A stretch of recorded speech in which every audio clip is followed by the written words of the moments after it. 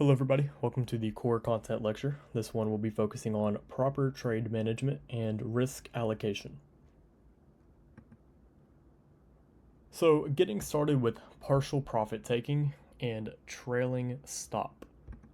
So before entering a trade, you should already have a predefined take profit and stop loss. Initial stop loss placement should act as an invalidation level for a particular trade idea, and initial take profit levels should act as the best case scenario for a particular trade idea. So now let's say that you are entering a trade, so you have your entry, you have your stop loss, and you have your target.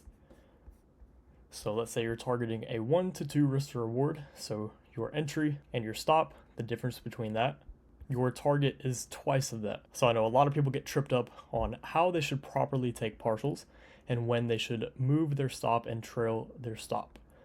So the most optimal area to take a partial at is, let's say like in this example, you're targeting a 1 to 2 risk to reward.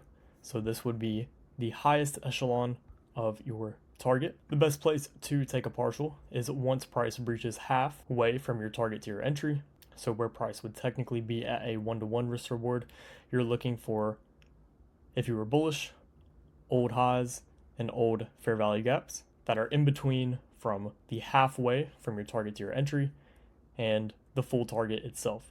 So within this range right here, this is where you are looking to take a partial. Now it's important to keep in mind you don't want to cut off half of the position whenever you're taking a partial.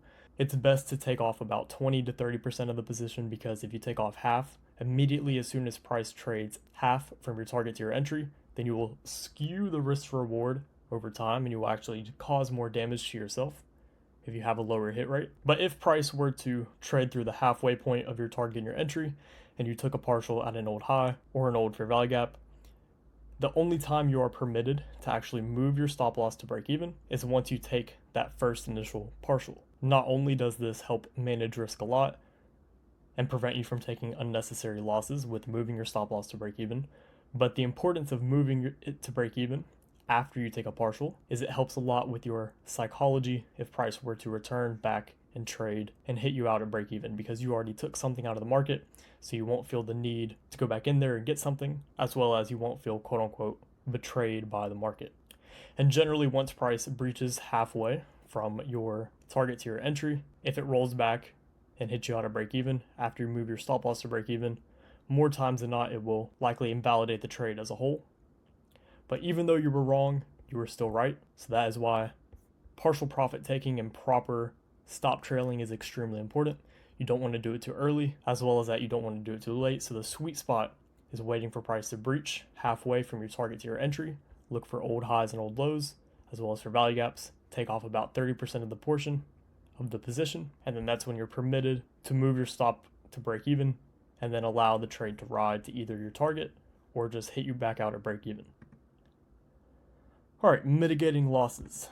So when you take a loss, the best thing to do is de-risk for your next trade. And the amount to de-risk is half of your initial risk tolerance. So let's say on one trade you risked $1,000 and then you lost that $1,000. On your next trade you want to risk $500. So you're risking half of what you lost on that previous trade. Your objective is to only get half of your loss back. As soon as you get half of the initial loss back, then you are permitted to return to full risk. So this is what I mean whenever I say I take 1 to 2 trades a week. If I take one and it's a winner, then I usually don't do anything else for the rest of the week.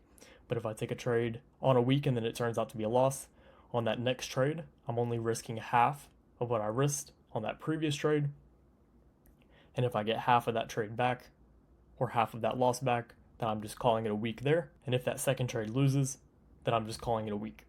So if you take 1 to 2 trades a week, 1 to 2 trades a day, 1 to 2 trades a session, this is the proper way to go about taking quote unquote 1 to 2 trades. There's no real reason to take another trade after you take a winning trade, whether it's 1 trade per week, 1 trade per day, or 1 trade per session.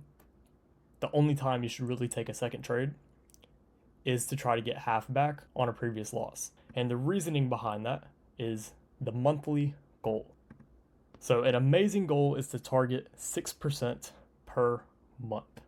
So this would be, in theory, 1 to 3 risk to reward trades per month, or 3 1 to 2 risk to reward trades per month. I know it's not a lot. It doesn't sound like a lot.